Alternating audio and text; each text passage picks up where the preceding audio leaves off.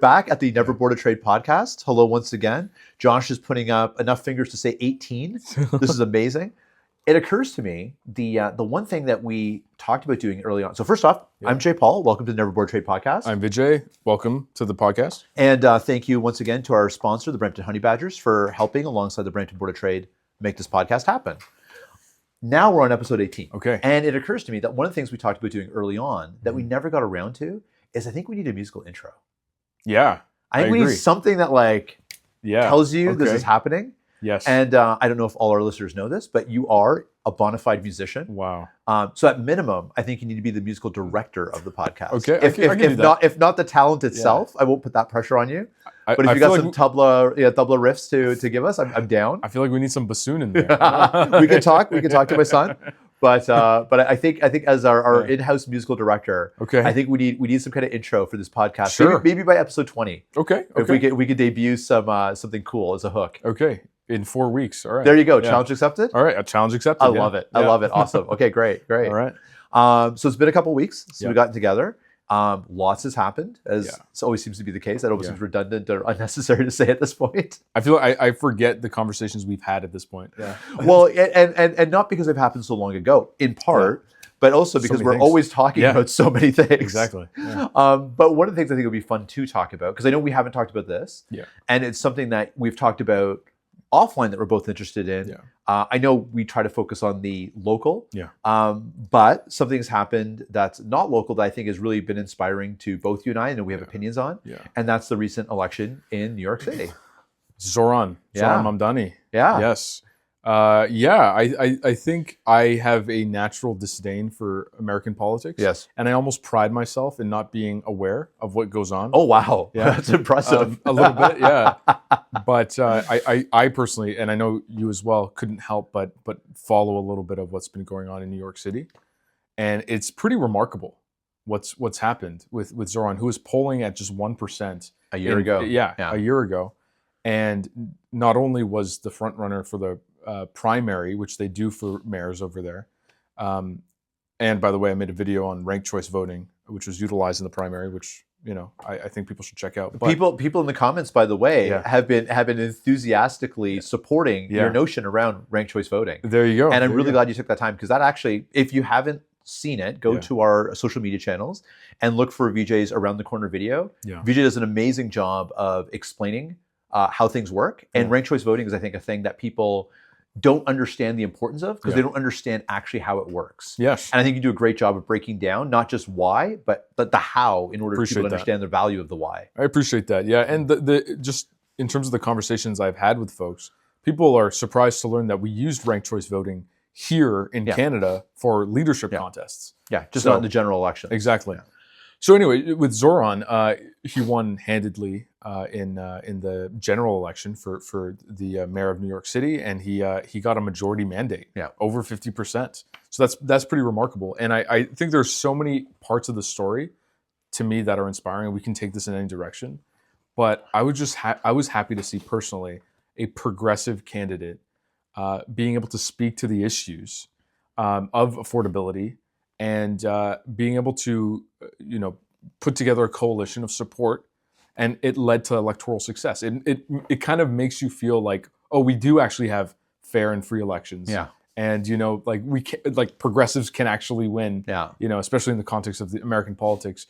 And there are just so many notes that I think Canadian politicians should be taking when they're looking at that election. But what was your take? Yeah, no, similarly, and I was fortunate to be in New York during the advanced voting period, just the days leading into the actual election, and got the opportunity there for surprisingly, there was very few visible signs an election was happening. I think I sent you some photos I took of signs in and around town, but there was very few posters, very little promotion of the election. But I did take the opportunity to ask people while I was there, everyone from Uber drivers to servers to folks when I was just hanging out in the park, about the election coming and what do you think, without leading with what do you think of any particular candidate, and whether they were voting for Mamdani or not. First off, almost everyone who I spoke with who was earning a living wage type of person, Uber drivers, servers, whatever, everyone was pro Mamdani. people who were from outside Manhattan, I was in Manhattan for most of it, were very pro Mamdani because they were the individuals for whom the notions of affordability were very, very profound. They were living in Queens, they were living in the Bronx, they were living in Brooklyn because they couldn't afford New York proper anymore, and talked about their long commutes into town and so forth. And that notion of affordability really resonated with them. But whether people were voting for him or against him, it was remarkable was that was the only conversation people were having. Even those who were not interested in voting for him were not citing, I'm voting for Cuomo or oh my gosh, I've already forgotten the other Sliwa. Because I'm voting for them. It was a vote for Mamdani or a vote against Mamdani. But it was a referendum on social progressivism and social democracy, social democratic party rather, values. And the fact that not only did he win running on those values, but what I thought was really fascinating is that he was running having declared those values. I think a lesser candidate, from an integrity perspective, could have run on that same platform, but not have been as outspoken and made it so abundantly clear that that was his point of view. He but called himself a democratic socialist. He allowed that label to be placed upon himself. And that to me was like, that was the ballsiest thing that he did in the whole thing. Was he could have allowed people to make the accusation and try to brush it off or deflect it or not engage it. But to own it and say, this is actually the principles on which my political beliefs are based. For sure. And this is therefore what I'm running for and why and how. I mean, it's a good point. Huge for me. Huge, for sure. And I've been watching a lot of interviews of him, and he's mentioned that the 2016 Bernie run normalized the term democratic socialism. And that's when he started adopting that label. And I think that's such a good story for a number of reasons. But it also shows that Bernie's run in 2016, albeit unsuccessful, it led to Zohran Mamdani embracing this almost 10 years later, embracing this ideology. I mean, the ideology he might have, espoused for however long, but the actual terminology, I think, has been normalized because of Bernie's run in AOC and the Democratic Socialists of America, the DSA. So I think that's really cool. What I find interesting about Zohran's run, and it's something that I've been wrestling with, and hopefully I can articulate it. He ran for mayor of New York City, but so much of his platform included things that were squarely outside of his jurisdiction. And he's made mention of this too, that to be able to raise the taxes that he wants to raise, he has to get approval from Albany, the state legislature. On the day we're recording it, there's already conversation around that because for him to remove the fares in the buses requires support from the government. That's right. Yeah. And the actual details of his policy proposals, I think, can be debated. I think what's fascinating to me, and I wonder if this changes the paradigm at all, but I've been thinking a lot about Patrick Brown, our mayor in Brampton, and how much of his job is to be an advocate at senior levels of government for Brampton. Very little of his job is tinkering with property taxes and development charges, things that are in his jurisdiction. Most of his job is actually advocating for things outside of his jurisdiction. And so I wonder, does this change how people campaign? Does it matter that, that campaigns revolve around our system of federalism, or should we just espouse the values we espouse? It doesn't matter what we're running for. I mean, it's a great question. So to address a couple of things there, I agree with you on your assessment of what the role of a mayor is in a town like Brampton. And I do think, regardless of removed from specific policy positions, I think that's why Patrick Brown has been effective. He has been, and we've seen it in the events that we run, and we see it very much in the interactions with other levels of government that you and I get to be in the room while he's in the room. He is, and I joke about this all the time when I introduce him on stage, he is the greatest ambassador, promoter of Brampton we've got. And he takes that role very seriously. I agree with you 100%. Council, but more specifically, the staff of City Hall is here to run the city. And they go to council for decision, they go to council for insight, they go to council for direction.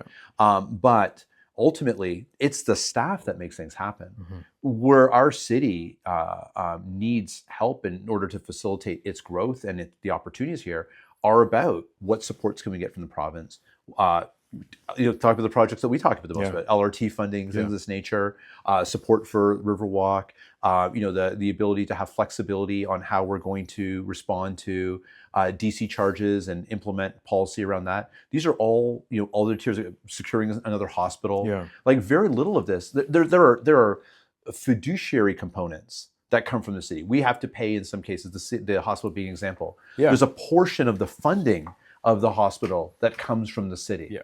We have to raise something somewhere through a levy or taxes. Share, But the decision as to whether we're going to get a new hospital or not is not municipal, it's provincial. Yeah. And I think in that regard, you're absolutely right. Like the role of a big city mayor like a Patrick Brown is really about securing support in policy, in political will, and in money from other levels of government in order to make those things happen. And I think that's one of the reasons he's been successful. And it's among the reasons I think his predecessor struggled a little bit. Is Linda Jeffrey, very much took on a smaller perspective of Brampton in many ways. And I can't even comment if that was the right thing or the wrong thing in the moment.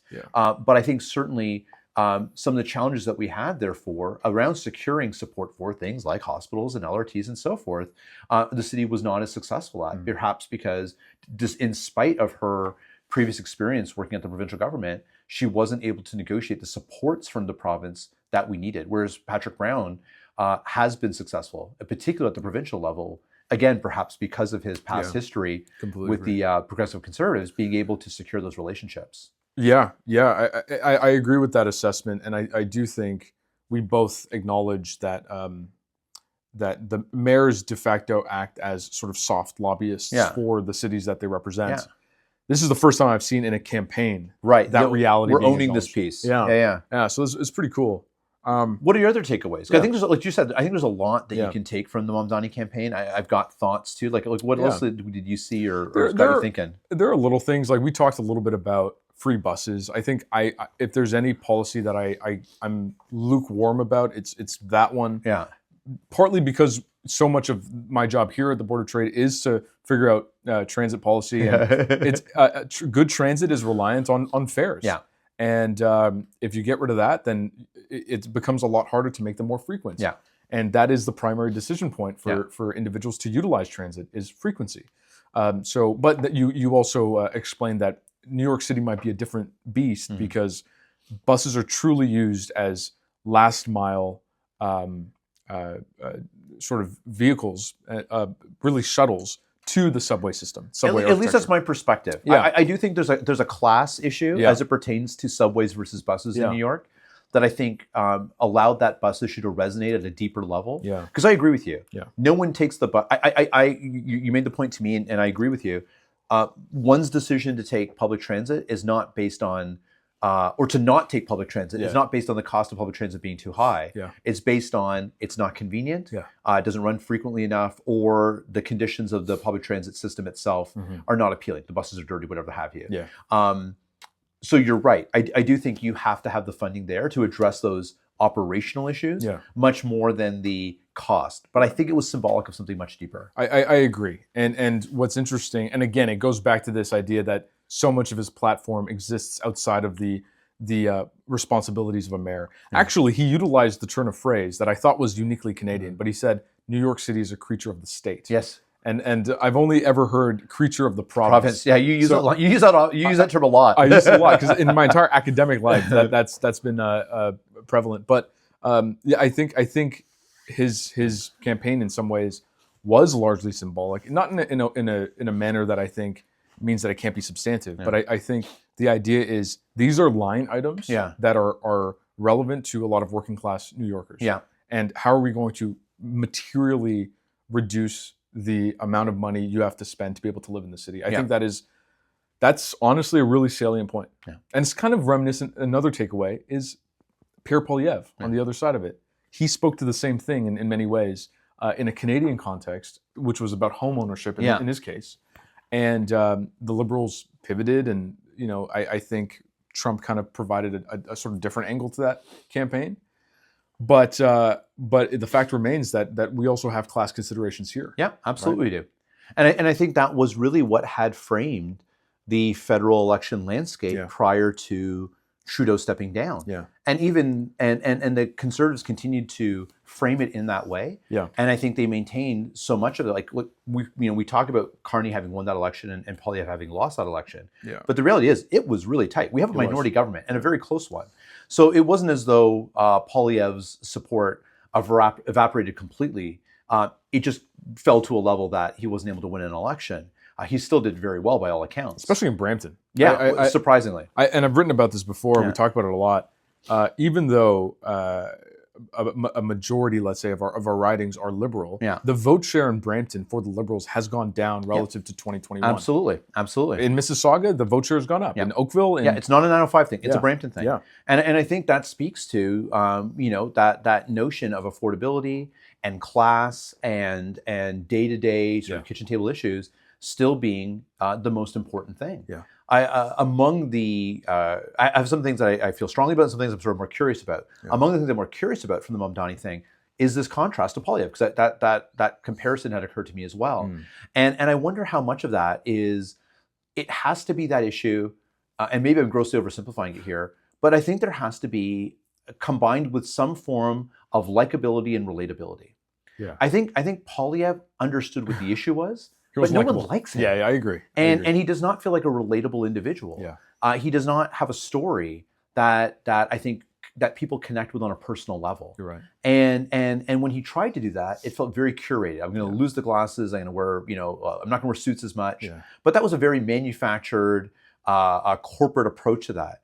I think what allowed Mamdani to be successful with a very similar approach, very similar core policy items, was the fact that he was also running it in a way that felt authentic. Yeah. And you felt his personal story reflected why these values were important to him. Yeah. And he made coalitions happen, whereas Poilievre created divisions. Oh, for sure. Mamdani consistently through the campaign, even though made a point of always saying, it doesn't matter if you vote for me or not, I will represent all of you. Yeah. Even when people traded in identity politics and tried to create division, tried to sow the seeds of Islamophobia, suggested he was an anti-Semite, he never rose to the bait. Yeah. He always stayed consistent in his message, always approached every conversation with a smile, and always demonstrated in his words and in his behavior his willingness and his desire to be representative of everybody. Yeah. And I think one of the learnings potentially of this is it is policy driven, but in order to I agree. win, you have to also give people the confidence that you will be a representative and govern on behalf of everybody, not just those people who voted for you. For sure. Otherwise, Poilievre and Mamdani have a lot more in common than they do apart. Yeah. But there was an authenticity and a willingness to build bridges as opposed to sow division. And Poilievre sowed division. And I think that's a big part of it. It ultimately led to him being untrustworthy by people who may have agreed with his policies. Yeah.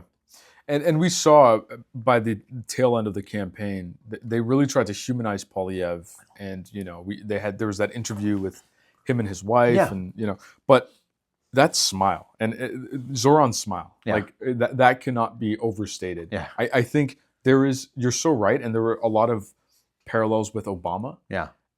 If you campaign from a place of hope and change and optimism, that is so much more resonant than the polarization tactics of a Poilievre or a Trump. Yeah. And I think that's the difference. You got to be likable. I think so. And not likable in a phony way. Yeah. You're likable because people, they see something of themselves in you. Yeah. And Mamdani, I think through that campaign, and I think Obama similarly, they represented something that you aspire to. I wish I was as good-hearted as this person. Yeah. I wish I was as open-minded. I wish I was as cool as this person. Yeah. And I think part of it too is, and I don't know what the lesson is for Canadian politicians there, but I think Trudeau capitalized a little bit on this when he was elected. Oh, for sure. Obama, Mamdani, Trudeau undeniably had a cool factor. Mamdani's the coolest guy in the pop culture right now. 100%. And you're voting for something. Yeah. As opposed to against. And that I think is a big piece. I fear that when we think about how the lessons of Mamdani are going to play out, I'm already seeing this, enough people, and it's generational, quite frankly. Oh yeah. This sort of really reductionist way of thinking about it, of like, well, he won. No, there's that, but no, I was like, there's always a factor. But no, in terms of what allowed him to win, it was about social media. Okay. And it was about TikTok videos, and it was about interesting. Yeah. But I don't know if you've seen any of this sort of way of looking at it. But there is a narrative out there that what allowed him propel him to win was his use of media. Yeah. And I don't think it's about that at all. Yeah. I think it's about how he had a message that was very clear. Everybody knew what his 3 talking points were. For sure. Every question he was asked came back to those 3 talking points. He never went. His message discipline is the best I've ever seen in any politician ever. I agree. And then he led with authenticity, for sure, and gave you something to vote for as opposed to something to vote against. And I hope that's what, heading into a year of municipal elections, and God only knows when we're going to get another federal election. Could be any time. Could be as early as next week. We could see our government fall. That those who seek office recognize that that's what allowed him to win, not having a bunch of clever videos on TikTok or just looking good in the suit. Yeah. But I worry that a lot of people are going to draw that secondary set of conclusions, and we're going to see a lot of really bad TikTok videos and Instagram ads. No, and that's, I think, the salient point as well here. If he was running for president, and he can't run for president, but if he was, I think you could make the argument that the TikTok videos and social media translates into votes. You could make that argument. But he's running to be the mayor, or he ran to be the mayor of New York City. Yeah. You got to door knock. Yeah. You got to get volunteers together. Like, that's the real work. Unfortunately, the people that vote in local elections, especially, are not necessarily going to be making their decisions based on social media. Yeah. Again, it builds your profile, but you got to knock on the doors, show up to the town halls, show up to the events. Go to the churches and synagogues and mosques and gurdwaras. Like that is the work that translates into actual electoral success. Yeah. But if you are like a Pierre Poilievre and you're running under a party banner, and it's a different it's a different game. No, and I did like that part about the New York campaign a lot. It was not just that you're very true, that recognition of the community. And one of the things you saw that came about through his campaign consistently was his ability to effortlessly and with like no time, like no thinking about it, demonstrate his New York, and I don't know what the right word is, his New Yorkness, but his authenticity as a New Yorker, right? What's the best place to eat? Here's the place. Queens, this is where I go. What team I cheer for? It's this team. And he, at no point did it feel manufactured. He demonstrated he had a connection to all the boroughs. But then to your point about the door knocking and being in places of worship and so forth, like 100%. But let's not also forget that he was also organizing soccer tournaments. Yeah. He organized scavenger hunts. Like, he actually created community. He created community events that people were engaged in, that brought New Yorkers together, where the social media and commentary afterwards, people posting, I made friends. Yeah. I got to know my neighbors. For sure. And tapped into something that people were craving for, is this sense of connection to the place in which they live, and the sense that I have a home in this community. Yeah. And we don't have that. So many of us live in neighborhoods now where people drive into their garage and the door closes behind them and they barely know their neighbors. And we live in a time where the politics of the day emphasize the differences between us to create situations where people could feel and come together. You're right. It is at that door knocky level, but he went one step further to say, I'm actually going to come out of your doorstep, and we're going to bring you here to the park, and then we're going to still do the exact same exercise. But it's all your neighbors together. It wasn't one door at a time. No, you're right. Only it was that, but it was this other thing. Yes. And I mean, to me, that's one of the other big pieces to think about for the Board of Trade. Like, I think about it in the context of as someone who's just interested in politics in general, what this means for those who seek office. But I also think about a lot of it. I looked at a lot of what he did in the context of how do we as an organization that's striving to make change in our community conduct ourselves. Yeah. And so for me, the things that I got out of that were message discipline. Like, how strong are we about the things we believe in? Yeah. How authentic are we about the things we believe in? Yeah. And are we creating community? Yeah. Or are we just assuming because we've got the right message that people will come to us? Yeah, we have to create moments, and we're already in the business of creating moments. We create events, we do these things. Yeah. How do we make more community engagement happen? Because I believe that was a big piece of it as well. No, that's a great point. Yeah. That is a great point. Okay, we mentioned Poilievre a little bit, and I think I want to gracefully transition into the next topic, which is all of this nonsense around the budget and kerfuffle and the budget was released and there was speculation that we might be heading into an election, and then Chris d'Entremont crossed the floor, became a Liberal. Matt Genereux resigned from Parliament.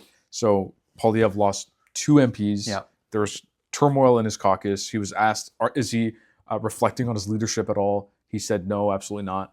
I don't know. There's so many threads here, but I might just ask you plainly, like, what are your thoughts on the budget and all the drama that ensues? Well, it's 2 different conversations, right? Yeah. There's the thought on the budget itself. Yeah. And I think the budget overall, coming back to some of the themes earlier about, the Liberals and Brampton and so forth, I think this budget delivers on some of the promises that the Prime Minister has spoken to in terms of nation building, in terms of trying to create economic activity at a macro level, in terms of supporting some of his commitments, including around NATO, and energy, growing more energy opportunities, or for us to be an energy broker in the world. But I think it continues to demonstrate a lack of being in touch with what put them in a minority position in the first place. And that is, this budget, in my mind, does not address the affordability issue in any way that's meaningful. Speaking it from just as a business organization, I have to say, this is fantastic if you're going to put money into supporting industries. I have to say, yes, I love the fact that you're putting money into strengthening various aspects of our economy, that we're putting in priority projects of nation building. These are all good things.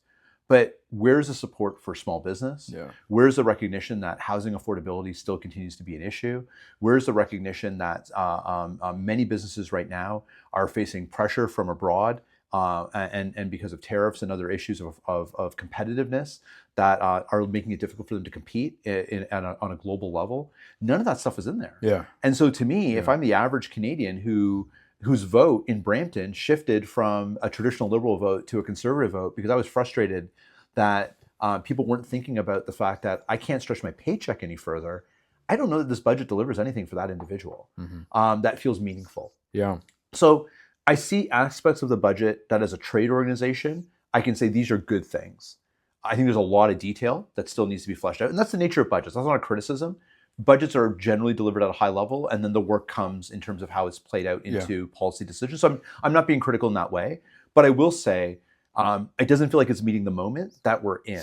And in particular, as we talk to businesses in our membership who are struggling from pay period to pay period right now, I just don't know what this budget does for them. Yeah. No, I completely agree. I agreed with your assessment of the budget, and I think we expected some large line items. That wasn't revolutionary. Yeah. The $50 billion in infrastructure. Happy that healthcare was included in that. I think that's absolutely great. Yeah. But this is, to me, it doesn't sound radically different than the major Canada Public Transit Fund that was announced in the last budget, right? It's just with a few other things. What I'm disappointed to see, if I'm being honest, is the 10% reduction in the public service. Yeah. Right, which translates into 40,000 jobs, some of which they expect it will be reduced as a result of attrition, and I think that is, especially when we're dealing with unemployment, I think that's the government as an employer increasing unemployment in the country at a time that unemployment is an issue. Seems, again, it just feels tone deaf. It does feel tone deaf, especially because youth unemployment is a problem, and these cuts are going to disproportionately affect youth and racialized individuals and women. So that's not a great look. I think there was some language in the budget around the pressures that newcomers have placed on infrastructure and housing, which I think is just patently feels dog whistly, right? Yeah, a little bit, for sure. And so that's not great. And then, no mention of the environment. Really. Nothing around sustainability whatsoever. Yeah, and also, and they're relying on carbon capture, sort of like our token environmental policy, which I think everyone who pays attention to issues around sustainability understands does not do anything to move the needle. Yeah. So it's and I'm surprised because Carney, in his past incarnation, was a much greener individual than he seems to be in governance. I mean, if you read his book, he provides a great defense of the carbon tax. By the way, have you read his book? I have not. Yeah, it's too big. It's so I've read like I'm reading it in sections. It's too long. Okay, you're working your way through it. It's like 1,000 pages straight. And you're a voracious reader too. Yeah, so if you're saying you got to pace yourself, that's saying something. That's right. What was I saying about the budget? Yeah, I'm not terribly happy about the budget, especially as a young person thinking about sort of the generational investments. Yeah, I think there's a lot of hype. Yeah, and it's not worth the hype. Yeah. So this is the segue then to the other part of your question. Yeah. So you said, how do I feel about the budget itself, and then the drama surrounding the budget. Yeah, this feels to me like the budget of a government that has confidence that the budget's going to pass, and that they're not actually earning our vote. They're running through their priorities. This is a budget that Doug Ford would have put forward. Yeah. Not on principle, but not in necessarily line item, but in principle. Yeah. I have 3 more years. It's a majority government budget. I have lots of time to win everybody's favor back. Yeah. There's no such certainty with this budget and this government. Yeah. They seem to be. It feels like a budget of I have a majority. I'm not worried. Yeah. I think they should be a little bit worried. Yeah. But what do you think? Like, is there a possibility? We're recording on the Thursday. The budget's going to come to the House on Monday. What do we think? There's definitely some playmaking going on in the back rooms with Dodd Tremont and Generou resigning. He will likely abstain from voting. Yes. And who knows? I mean, I don't know if there's going to be more floor crossers in the next little bit. Apparently, there's turmoil in the Conservative caucus. Yes. It's someone said Poilievre is running it like a frat house. Frat house is the term that seems to be on the headlines. Yeah. Did you hear the snippet from Elizabeth May? No, I didn't. I loved it. Someone asked her about the possibility of floor crossing. Yeah. And she said, no, absolutely, it's on the table. I'm looking forward to any conservatives who would like to come and join the Green Party. I love that. That's great. No, but it seems like a little bit of a circus. Yeah, a lot of theater going on. What I will say, do I think there's an actual threat of an election happening? Mm-hmm. I don't think so. But that being said, I'm actually kind of surprised with just how conservative this Carney government is. I mean, I think a lot of us expected that a little bit, but it feels like I think Nathaniel Erskine-Smith actually said this is a really great progressive conservative budget. Yeah. And he's part of the Liberal caucus, right? So anyway, and then there's also this piece around Build Canada Homes and how we're addressing affordable housing. We add into the mix the fact that the Minister of Housing, Gregor Robertson, has been on record saying that home values do not need to decrease in order to achieve affordable housing. Yeah. I've talked about how that's a little bit of a questionable position. No, it's not a questionable position. It makes my head hurt. Yeah, it makes no sense. Yeah. It speaks to someone who's completely out of touch with why people make the decisions that they make. Around when to invest in a home. No, absolutely. And it shows just how kind of broken that whole housing sort of calculation is in Canada. And then add on top of that this new list of nation building projects that's supposed to come out later today. Apparently, one of those projects might be this what they're describing as an Indigenous-led LNG pipeline expansion, and looking into the details of it, a lot of journalists have indicated that this is actually an American-owned project, a Texas-owned project, and it's sort of like, okay, what happened to Elbows Up, right?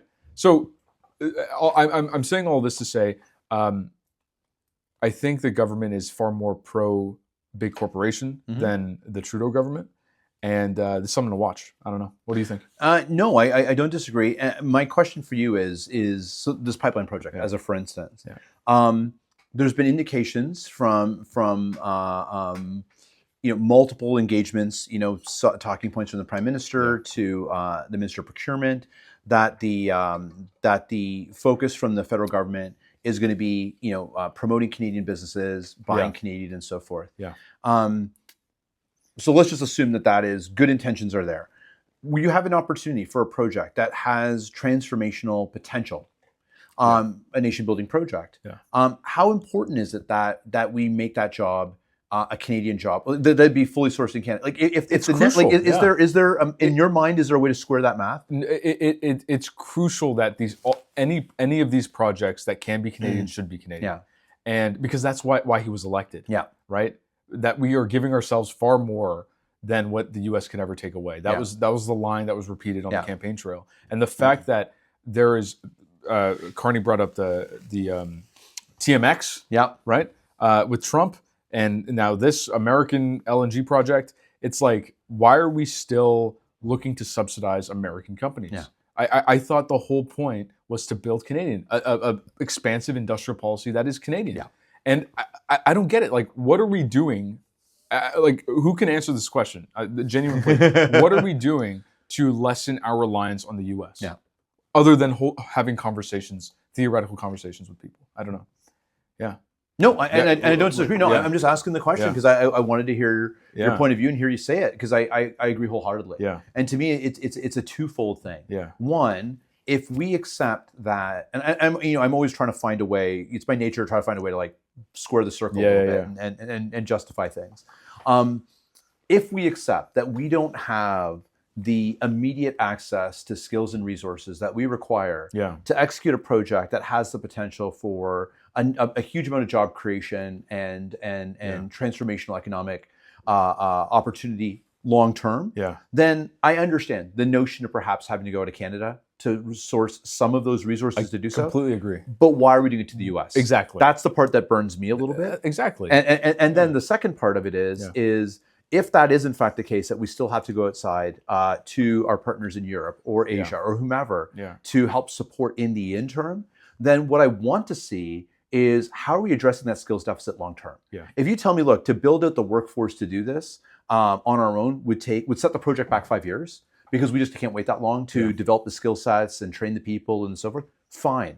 But then what are we doing now? Yeah. And this is where that budget is frustrating to me, is we had our big workforce recharged event. Yeah. Was it last week? Oh my God, time goes fast. Last week, yeah. Last week. And what was the conversation? Every single panel is we do not have the people. Absolutely not, yeah. And so we have to find ways to accelerate the pipeline of reskilling and training individuals to fill the jobs that we need filled. Yeah. And we see no commitment in the budget. So and I share the event to say that event was not like you and I in a room talking about this. No. This was like every expert at multiple levels of government and academic institutions. Yeah. Like there was complete consensus on this point.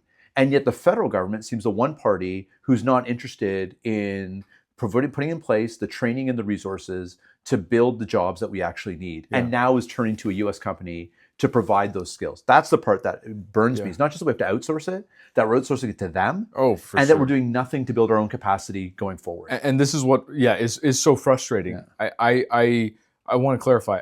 I don't actually think that we could give ourselves everything. No. I mean, I'm a little bit skeptical of we can give ourselves more than the US can take away. I think they can take away a whole lot. They can take away 75% of our trade. Yeah. But I completely agree with you. We should be forging new relationships with other trading partners. There are a lot of folks who are looking to buy our oil and gas. Yeah. China, for example, has actually lessened their dependence on oil and gas imports as a result of going full throttle with renewable energy. That's right. And EVs and all of that. Can we sort of import some of that thinking in Canada a little bit? And that's excluding conversations with the EU and with India and Mercosur and CARICOM and all these other trading blocks that frankly we could probably do a lot more business with. And then the other piece is I just want someone to tell the truth more than anything else. Is it really elbows up, or is the priority to rehabilitate our relationship with the US? Yeah. If that is the priority, let's just have message discipline, to your point. Yeah. Let's just be honest. That's what we're doing as a country. Stop. Sorry, I was going to be uncharitable. Let's not convince ourselves that it is an actual priority to lessen our reliance on the U.S. when it's not. And this is this piece right now that feels like it's to me, the subtext of everything that's happened post the election is there's again, I'm trying to be fair in my language now as well. Yeah. Now that you've reminded me to do so. But there does seem to be a little bit of contempt, small c contempt, from those who govern to those who elected those to govern. Yeah. in the way that the budgets are being done, the way that decisions are being made. Yeah. We're seeing increasingly, and we've talked about this in previous conversations as well, we both have written about this as well, the notion that consultation, the notion that stakeholder engagement seems to be increasingly less important the further we go along with this government. That power is being centralized. You're starting to see the provinces are starting to speak out about this now as well. Yeah. I was at a roundtable yesterday with Mr. Piccini, and we're talking about the notion, in this case specifically around PR, and the fact that Brampton is unique. We can't just have an anti permanent residence foreign worker policy nationally without it having an outsized effect in a place like Brampton. And this is the minister provincially, and what's his response back to us? Here's what I'm doing. Here's the resources we have. Here's the training. Here's all the things we could do to accelerate appeals process. Yada yada yada. But it's federal, comes back and they are not listening to me either. Yeah. And can you help me? Yeah. Get this message through to Ottawa? Yeah. Because they're not listening to Queen's Park. Yeah. And so this feels to me like it's part of that sort of tonal piece, right? We're the children, and they're making the decisions, and we can't be trusted to know what the motivations are. So to your point, are we here to be independent of the United States? Are we here to mend fences with the United States? Is there some other policy priority that's driving all this? Don't worry about it, kids. We got it. Yeah. We'll sort it out. Let's be clear on the strategy. You just keep doing what you're doing. Yeah. And that's the tone I'm getting now. The sense of arrogance is a strong word, but it does come across that way a little bit to me. For sure. Like, for example, interprovincial trade barriers. Yeah. What's the update on that? Nothing. July 1st was supposed to be the deadline for that. I don't know. Build Canada Homes. We talked this morning, and we'll have some better news with the PGR summit that we did today. But we talked about like what is Build Canada Homes? How is it philosophically different from CMHC? Yeah. No and one again, really knows. We were in a room of people of experts going, we can't explain it to you either. Yeah, exactly. But speaking of which, let's talk about what we did this morning. Yeah, well, what you talk, it was something you pulled together. So I'd love you to sort of lead it off and share what you thought of it. So our Policy and Government Relations Committee is a group that meets every month. We meet online typically. At least since I've started. Before that, we've done online meetings, and we've been talking about doing an in-person meeting for a while, and we finally did it today. And we decided to use it as sort of a strategy session. And we had a number of folks, about 25 folks came out, and we had a number of presentations. One from Catch. I don't remember the exact the acronym, but they're focused on transit-oriented communities and ensuring that land values do not go up exorbitantly to displace the local population. And just to flip it, just so people understand the context, is historically when transit infrastructure is built in a community, among the reasons that people get excited for it, and was certainly one of the narratives when there was discussion around the LRT coming into downtown Brampton, is that traditionally when you build transit infrastructure, the value of the homes and the neighborhoods around that transit infrastructure go up in value, which is great if you're an existing homeowner in a place where transit is being built. But the irony of that is therefore those who would benefit most by being proximal to that transit infrastructure are the individuals who are now priced out of those neighborhoods. Exactly. So I just think it's worth putting some context as to why that's an issue, right? Yeah, absolutely. And I invited Dina Grazier, who did the presentation to our Brampton in Motion Symposium. I was really taken with the mandate of Catch and the story in Hamilton in particular. They did some work with the Hamilton LRT. The B-line. And some very novel solutioning. Oh, yeah. Putting together this blended financing mechanism. And so I invited her to sort of speak to the Brampton LRT that's coming. The second presentation was from Kobad Barani from the Institute of Municipal Finance and Governance, IMFG. A lot of what we do at PGR revolves around municipal financing and the relatively few tools that municipalities have to address growing challenges with respect to infrastructure and population and transit and housing and all these things. So he spoke about sort of some of the real tangible ways that we can advocate for better fiscal resources and fiscal autonomy.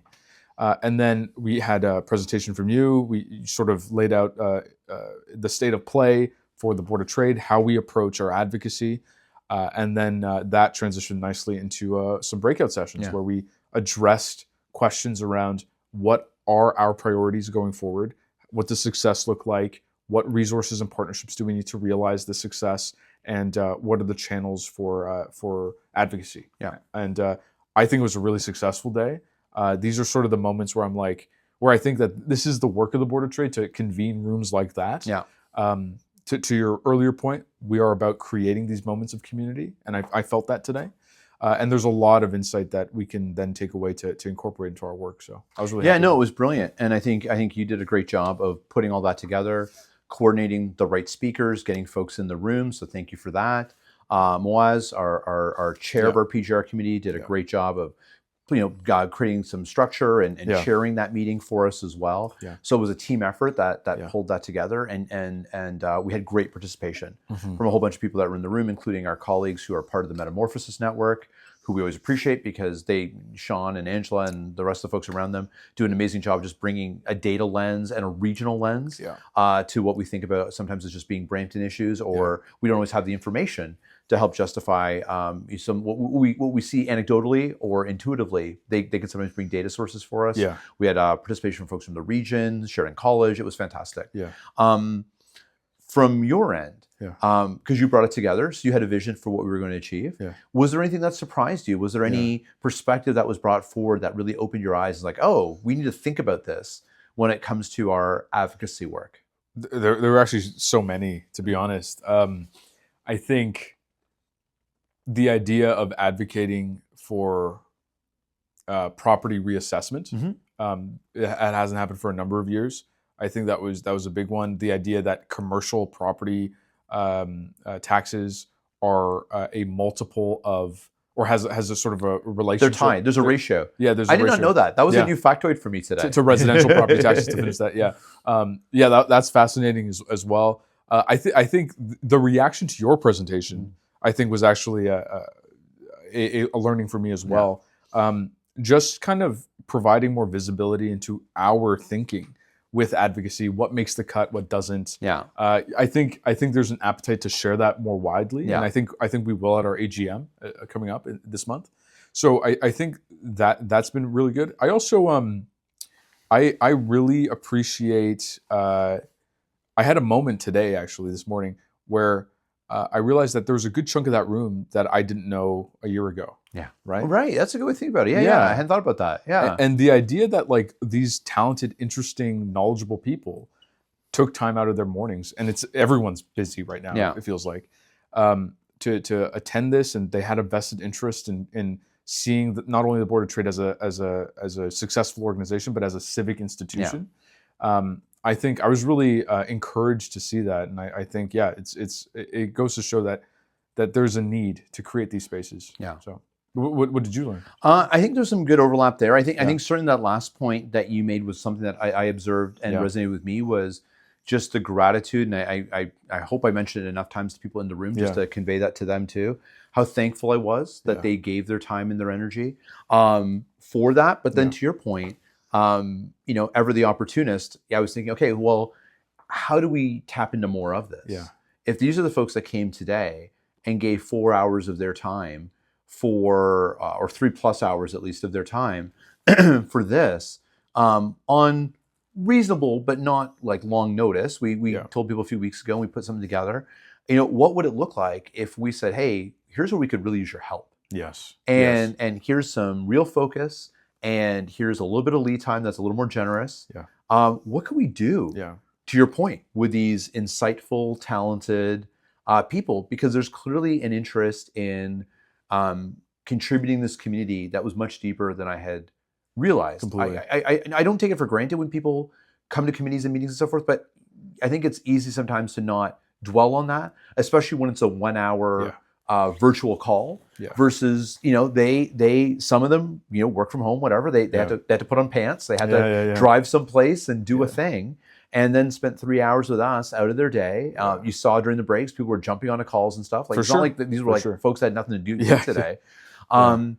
So it was a reminder to me that we are able to connect with those folks, and therefore maybe should consider how we can give those people something even more meaty to do. I think we often talk about the work that we do here at the Board of Trade as being resource constrained when it comes to policy and government relations work, because it usually just falls to you and I. Yeah. And there's only so many hours in a day. Yeah. And I forget sometimes how great the group around us is that we go to once a month for information sharing, but we really could be tapping into for sure as being collaborators much more deeply, in my opinion. I completely agree. And that's also a takeaway that I had is people want to do more and like do more operationally with advocacy. Yeah. And I kind of, I have this thing in my head that I just want to respect the role of a volunteer and not kind of ask too much of folks, but people want to do stuff. And I'll say for whoever's listening, if you want to get involved, reach out to me at vsingh@bramptonbot.com and you can get plugged into that network as well. So, and I think the other thing that maybe jumped out at me as well was, and I think you kind of touched on it too, was we did those 3 exercises of what are the priorities, what are the resources, and what are the channels. And it did strike me that the breakout group that worked on the priorities, and then when we took it up as a team, like everyone had a chance to weigh in as well. The issues that were raised, what surprised me was I was expecting much more Board of Trade-esque policy items to come up. We talk about when we do our business confidence index survey, the issues that rise to the fore are things that are related to transportation, they're related to affordability, they're related to access to labor. Stuff that's very much policy driven, and in some cases very much economic activity driven. And then when we put it out to a room of people who have some engagement, whether it's in their personal passion or in the case of many of them, their professional obligation to think about things that are of that nature, I was expecting a list of things that were along those lines, doubling down, maybe really getting into the weeds on some transportation issue, or maybe it's healthcare, or maybe it's around immigration or taxation, and none of that came up. No, it was about community livability. How do we change the narrative on Brampton? How does the average person just have more pride and pleasure in the community that they live in? And I'm not dismayed by that. That's in fact, as we talked about a lot, the reason I took this job in the first place. It's the reason that we do the work that guides a lot of the work is how I know it's what drew you to taking the job here as well. Was my commitment to you to saying we're going to work on community stuff, not just business stuff. But I was a little bit surprised today when we had the room of people who I would think would have gone right into the weeds on, we got to work on bill whatever. And some of that stuff did come up, but in the main, the conversation was, how do we make it more livable here? How do we make it more fun here? I love that. How do we make it so that people like just think better things about Brampton? And I'm like, oh my gosh, they just gave us even more permission to do the things that we really want to do. And I was really surprised in the most pleasant of ways. Initially, I was worried because I was sort of monitoring the groups that we weren't getting meatier, and then I realized after, I'm like, no, that's not a lack of meat. That's actually a much different but equally important focus that I'm really surprised and thrilled. I love that people wanted. I love that. I love that. So where do we go from here? Where do we go from here is we're obviously taking this back. We're gonna synthesize it. I'm gonna send out a bit of a summary. Maybe I'll write a bit of a blog about what we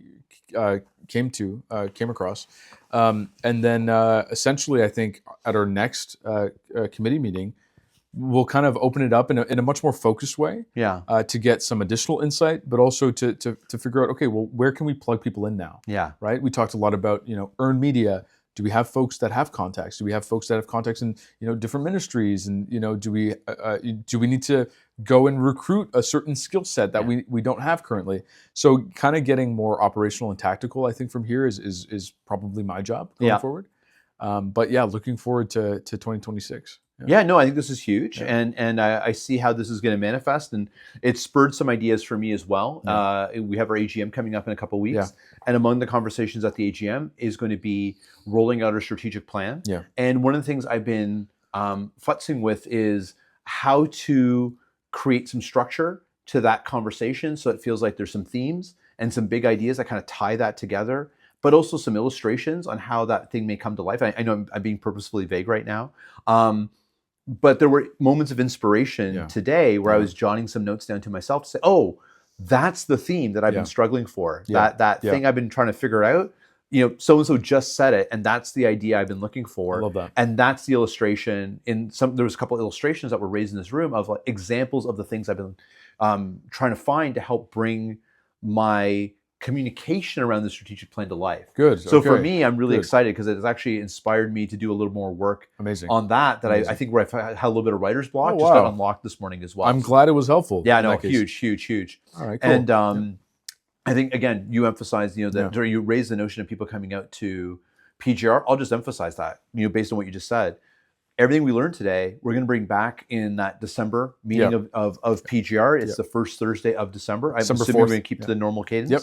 So if you're listening to this podcast and you have an interest in what we're talking about, I can't imagine that you're listening to this podcast and don't have an interest in the policy and government relations work of the Brampton Board of Trade, because my goodness, why else are you listening to this? Then I would encourage you to come out to that meeting in December, because there'll be an opportunity here from Vijay, what was accomplished today and where we're going, and to his point, where people can get plugged into that work. Totally. Yeah.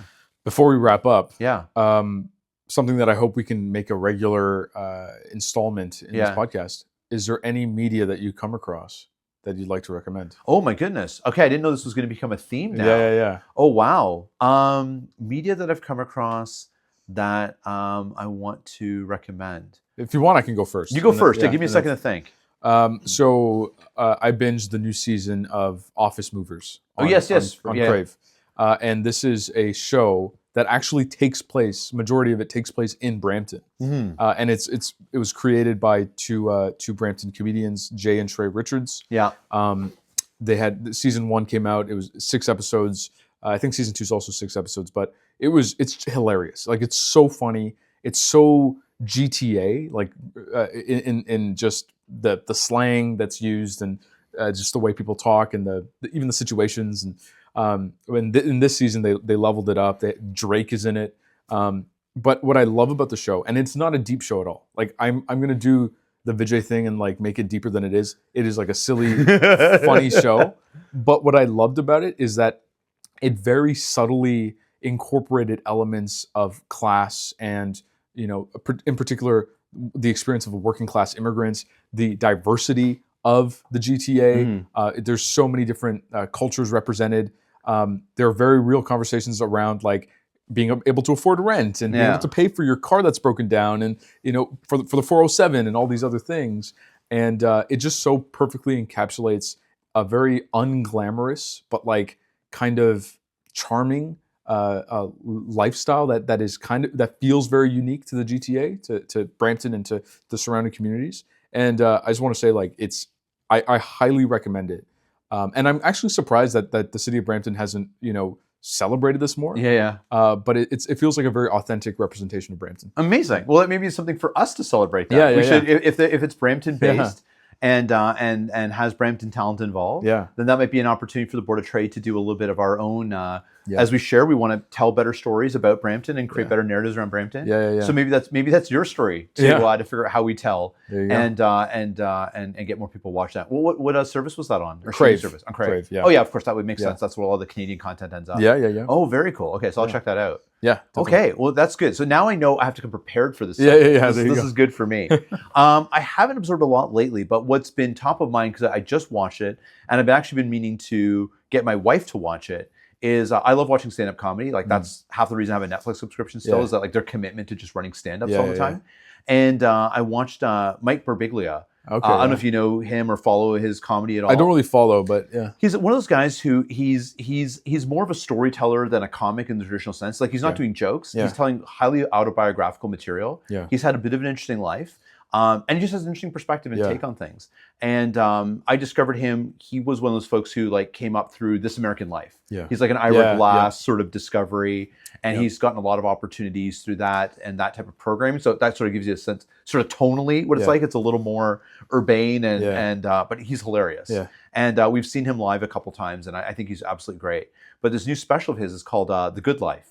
And it's an interesting sort. Again, everything with him is highly autobiographical. He's had some significant chronic illnesses through his life, and the narrative journey that he goes on over the hour is it's basically he's got a young daughter, and he's just trying to navigate. His daughter's at the age, I think she's 8 or 10 or so in there, and she's at the stage where she's asking questions for which it's no longer easy to just give fluffy answers. He's in that litmus area where she's a little too young for the truth, but a little too old to just be told a fairy tale. Yeah. And so he's struggling with trying to understand how to answer the questions that she's asking. And these are questions because of what their family is going through that are related to things like parents getting older, senility, his relationship with his father, death, and so forth. So heavy issues that he's being forced, because he wants to be truthful with his daughter, is forcing him to reconcile his own thinking around some of these things, issues that he himself has